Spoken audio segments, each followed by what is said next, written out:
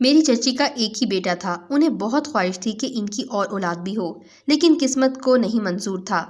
بہت کوشش کی، بہت دعائیں مانگیں، انہیں بیٹی کی بہت خواہش تھی۔ میرے چاچا جان اپنی بیوی اور ایک بیٹے ارسلان کے ساتھ سعودی عرب میں رہتے تھے۔ زندگی نے انہیں مہلت نہ دی اور وہ جلد ہی اس دنیا سے رخصت ہو گئے۔ ان کی موت کے بعد چچی بہت زیادہ افسردہ تھیں۔ ایئرپورٹ سے ان کو امی اور ابو اپنے گھر لے آئے اور عزت و احترام سے رکھا۔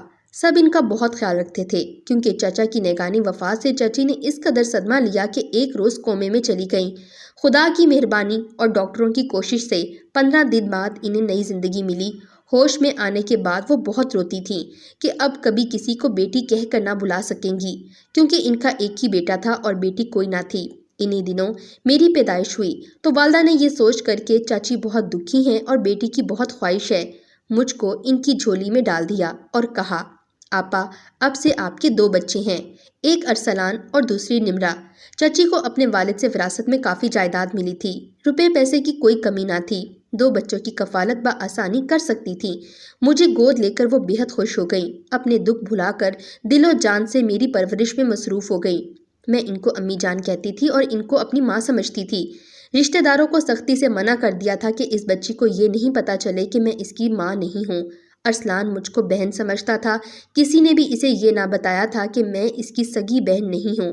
ہم دونوں ایک گھر میں ایک خاتون کے سائے تلے پرورش پا رہے تھے، یہاں تک کہ میں نے BA پاس کر لیا اور ارسلان بھی ڈاکٹری کی اعلیٰ تعلیم مکمل کرنے لاہور چلا گیا۔ میں گھر میں سخت بور ہوتی تھی، اکثر امی سے کہتی، امی مجھے MA کرنے کی اجازت دے دیں، لیکن وہ ہمیشہ ٹال جاتی، کیونکہ MA کرنے کے لیے دوسرے شہر جانا پڑتا تھا۔ میں گھر میں اکیلی ہوتی تھی تو جی گھبراتا تھا۔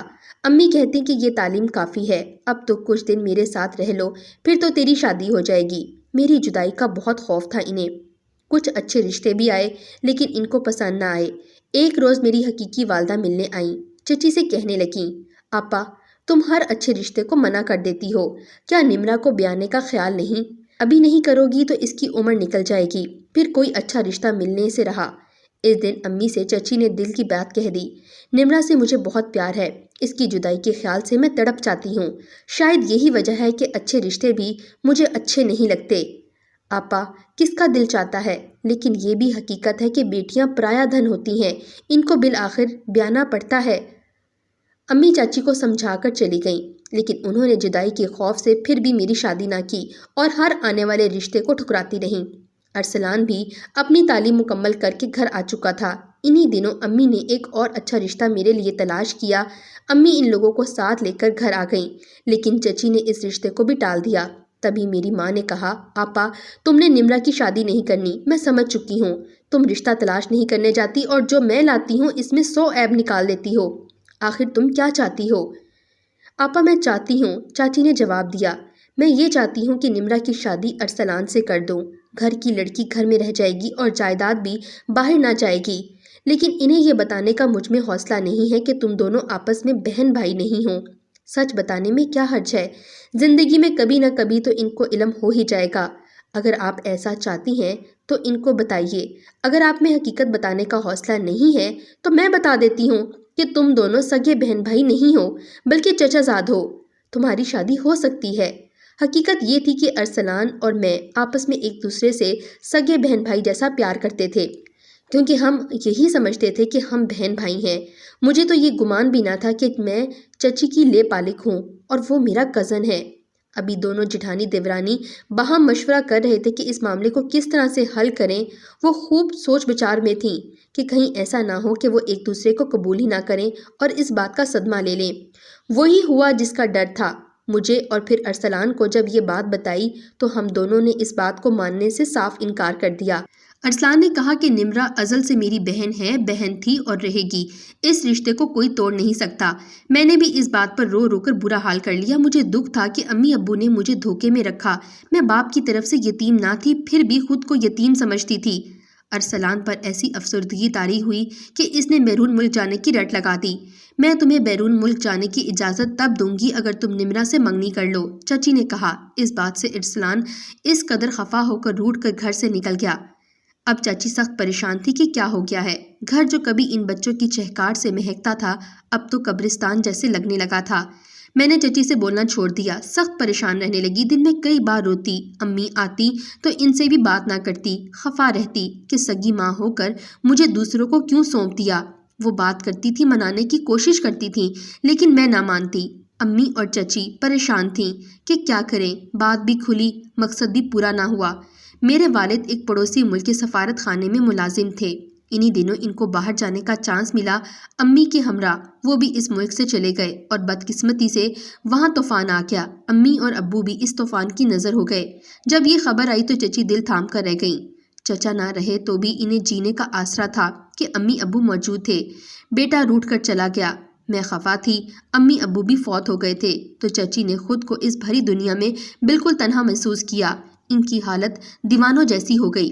ایک دن نہایت مایوسی کے عالم میں نے ان کو روتے پایا تو مجھ کو دیکھ کر بہت دکھ کا احساس ہوا۔ سوچنے لگی اس عورت کا کیا قصور ہے؟ انہوں نے مجھے نہایت محبت اور شفقت سے پالا ہے، بہت پیار سے پروان چڑھایا ہے، اور میں انہیں یہ سزا دے رہی ہوں۔ ماں سے تو اولاد کو شکوہ ہو سکتا ہے، محبت میں کمی کیوں کی؟ ایک دوسری عورت اگر ماں جیسی محبت کرے، کبھی احساس ہی نہ ہونے دے کہ وہ سگی ماں نہیں، ایسی عورت کا تو عمر بھر احسان نہیں بھولنا چاہیے، بلکہ اس کے پاؤں بھی دھو کر پینے چاہیے۔ یہ احساس پیدا ہوتے ہی میری ساری ناراضگی ختم ہو گئی اور ان کے گلے لگ کر رونے لگی۔ میں نے کہا، امی میری ناراضگی غصہ سب وقتی تھا، آپ کے بغیر میں نہیں رہ سکتی، ایسے ہی جیسے آپ میرے بغیر ایک پل نہیں رہ سکتی، پلیز مجھے معاف کر دیں۔ میرے گلے لگانے سے گویا ان کے دل سے سارا بوجھ اتر گیا تھا۔ میں نے کہا، میں ہرگز شادی نہیں کروں گی، آپ کو چھوڑ کر کہیں نہیں جاؤں گی، کیونکہ آپ اکیلی رہ گئی ہیں۔ اب ہم دونوں ہی ارسلان کا انتظار کریں گے، آپ کی خاطر میں اسے منا لوں گی۔ اس کے بعد میں نے ارسلان کا پتہ لگایا۔ میری ایک سہیلی تھی جس کا نام زینت تھا، جس کے بھائی سے ارسلان کی بہت دوستی تھی، دونوں کی بہت اچھی دوستی تھی۔ زینت نے اپنے بھائی سے ارسلان کا پوچھا، جنید نے بتا دیا کہ وہ ان دنوں لندن میں ہیں اور اس کا پتہ بھی دیا۔ میں نے ارسلان کو خط لکھے کہ خدا کے لیے واپس آ جاؤ، چچی بہت پریشان ہیں، تمہارے لیے ایسا نہ ہو کہ انہیں کچھ ہو جائے، کم از کم تسلی کے لیے ان سے رابطہ ہی کر لو۔ میرے تیسرے خط کے جواب میں اس نے چچی کو خط لکھ دیا، امی جان آپ پریشان نہ ہوں، میں یہاں پڑھ رہا ہوں، پڑھائی مکمل کر کے لوٹ آؤں گا، جب تک آپ انتظار کریں۔ جس طرح یہاں پہنچا ہوں اب جلدی واپس نہیں آ سکتا۔ ہم نے 5 سال ارسلان کا انتظار کیا، وہ نہیں آیا، میں جانتی تھی وہ نہیں آئے گا، پھر بھی چچی کا دل رکھنے کو انہیں تسلیاں دیا کرتی تھی کہ جانے وہاں کیا حالات ہوں گے، بالآخر وہ آ ہی جائے گا۔ چچی کی طبیعت اور مزاج کو بھی اچھی طرح سمجھتی تھی، وہ اسی خیال میں جی رہی تھی کہ ارسلان آ جائے گا تو سمجھا بجھا کر مجھے اپنی بہو بنا لیں گی، سارا دکھ اور ساری اداسی خوشی میں ڈھل جائیں گی۔ تنہائیوں کے خوف سے وہ مجھے کسی صورت خود سے دور نہیں کرنا چاہتی تھیں۔ اسی دوران میرے بہت رشتے آئے، لیکن انہوں نے کسی کو بھی قبول نہ کیا، مجھ سے پوچھے بغیر ہر رشتے کو رد کر دیتی تھیں۔ میری پھپھو کا بیٹا عمران پڑھنے کے لیے امریکہ گیا ہوا تھا، وہ اپنی تعلیم مکمل کر کے واپس آیا تو پھپھو اس کو لے کر ہمارے گھر آئیں۔ عمران نے مجھے دیکھا تو پسند کر لیا اور اپنی امی سے کہا کہ نمرہ سے میرا نکاح کروا دیں۔ تبھی پھپھو ہمارے گھر آئیں اور میری چچی سے میرا رشتہ مانگا۔ جتنا رشتے بھی آئے تھے میرے لیے، ان میں سے سب سے بہتر اور کوئی نہیں تھا، عمران ہی کا رشتہ بہتر تھا، مگر چاچی نے اس رشتے کو بھی ٹھکرا دیا۔ ان کو اب بھی ارسلان کے لوٹ آنے کا انتظار تھا۔ میں جانتی تھی چچی کا یہ خواب کبھی پورا نہ ہوگا، ارسلان مجھ سے شادی کرنے کے لیے کبھی راضی نہ ہوگا۔ اسی رشتے سے بچنے کے لیے تو وہ اپنا ملک، اپنا گھر، اپنی ماں تک کو چھوڑ کر چلا گیا تھا، لیکن میں چچی کو دکھی نہیں کرنا چاہتی تھی۔ حقیقت میں وہ مجھ سے بہت زیادہ پیار کرتی تھیں اور میں ان کو پریشان نہیں دیکھ سکتی تھی۔ چچی نے مجھے ماں بن کر پالا تھا، پر ان کی محبت خود غرض ہو گئی تھی۔ اگر میری سگی ماں ہوتی تو شاید میرے ساتھ ایسا نہ کرتی، میری پسند کا ضرور خیال کرتی۔ میں پھپھو کے بیٹے عمران کو پسند کرنے لگی تھی، میں چاہتی تھی میری شادی اس سے ہو جائے، اور پھر میری شادی کی عمر بھی نکلی جا رہی تھی، آخر میرا بھی اپنی زندگی پر کچھ حق تھا۔ لیکن چچی سے کیا کہتی یہ سوچ کر خاموش تھی کہ کوئی ان سے وفا کرے یا نہ کرے، میں ضرور کروں گی، میں ان کو نہیں چھوڑوں گی، کیونکہ میرے علاوہ ان کا اس دنیا میں کوئی نہیں تھا۔ عمران اکثر ہمارے گھر آتا تھا، چچی کو اس کا ہمارے گھر آنا بالکل اچھا نہیں لگتا تھا، مگر منع بھی نہیں کر سکتی تھی کیونکہ پھپھو کی ناراضگی کا بھی ڈر تھا۔ ادھر عمران مجھ سے کہتا کہ تم چچی سے کہو تم مجھ سے شادی کرنا چاہتی ہو، تم کیوں خاموش بے وقوف بنی ہوئی ہو، کب تک ان کی خود غرض محبت کے جال میں پھنسی رہو گی؟ اب جب عمران آتا مجھ سے باتیں کرتا تو چچی کو بالکل اچھا نہ لگتا۔ جب وہ چلا جاتا تو کہتی، لڑکی تم بہت بے حجاب ہو گئی ہو، نامحرم لڑکوں سے کیسے ہنس ہنس کر باتیں کر رہی ہو، تم خاندان کی عزت کی بالکل پرواہ نہیں، اگر میرا نہیں تو ارسلان کا ہی خیال کر لو، وہ بس آتا ہی ہوگا۔ ان کی ایسے باتیں سن کر میرا دم گھٹنے لگتا۔ میں سوچتی تھی پتہ نہیں تائی اتنی ضدی کیوں ہے، ان کا دماغ خراب ہو گیا ہے۔